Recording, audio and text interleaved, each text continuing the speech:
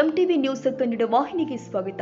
ಸವದತ್ತಿ ತಾಲೂಕಿನ ಯಲ್ಲಮ್ಮನ ಗುಡ್ಡದಲ್ಲಿ ಇರುವ ಯಲ್ಲಮ್ಮ ದೇವಿ ದೇವಸ್ಥಾನ ಬಂದ್ ಆಗಿಲ್ಲ. ಭಕ್ತರು ಯಾವುದೇ ವದಂತಿಗೆ ಕಿವಿ ಕೊಡಬಾರದು ಎಂದು ಯಲ್ಲಮ್ಮ ದೇವಿ ದೇವಸ್ಥಾನ ಪ್ರಾಧಿಕಾರದ ಕಾರ್ಯದರ್ಶಿ ಅಶೋಕ ದುಡಗುಂಟಿ ಹೇಳಿದರು. ಸೋಮವಾರ ಸಂಜೆ ಬೆಳಗಾವಿಯಲ್ಲಿ ಸುದ್ದಿಗಾರರೊಂದಿಗೆ ಮಾತನಾಡಿದರು. ಯಲ್ಲಮ್ಮ ದೇವಸ್ಥಾನವನ್ನ 2 ವರ್ಷದ ಅವಧಿಗೆ ಬಂದ್ ಮಾಡಲಾಗಿದೆ. ದೇವಿ ದರ್ಶನಕ್ಕೆ ಅವಕಾಶವಿಲ್ಲ ಎಂದು ಹಲವು ಭಕ್ತರು ವಿಚಾರಿಸ್ತಾ ಇದ್ದಾರೆ. ಅದು ಶುದ್ಧ ಸುಳ್ಳು ಎಂದರು.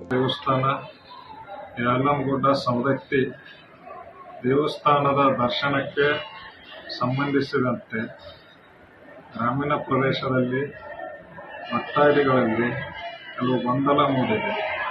ಕೆಲವು ಜನ ಗೊಂದಲ ಮೂಡಿಸುತ್ತಿರುವುದರಿಂದ ಗೊಂದಲ ಮೂಡಿದೆ.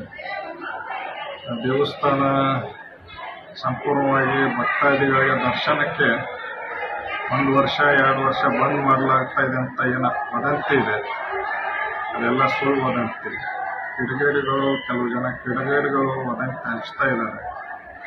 ಹೀಗಾಗಿ ಅದಕ್ಕೆ ಯಾರು ಭಕ್ತಾದಿಗಳು ಯಾರು ಆ ವದಂತಿಗಳಿಗೆ ಕಿವಿ ಕೊಡಬೇಕಾಗಿಲ್ಲ.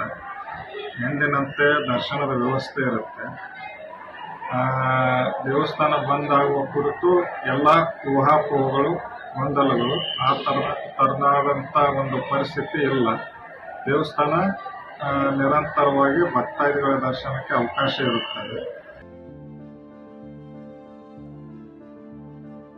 ತಾಜಾ ಸುದ್ದಿಗಾಗಿ ಎಂಟಿವಿ ನ್ಯೂಸ್ 24x7ಗೆ ಸಬ್ಸ್ಕ್ರೈಬ್ ಮಾಡಿ ಮತ್ತು ಬೆಲ್ ಐಕಾನ್ ಅನ್ನು ಒತ್ತಿ. ತಪ್ಪದೇ ಲಿಂಕ್ ಶೇರ್ ಮಾಡಿ.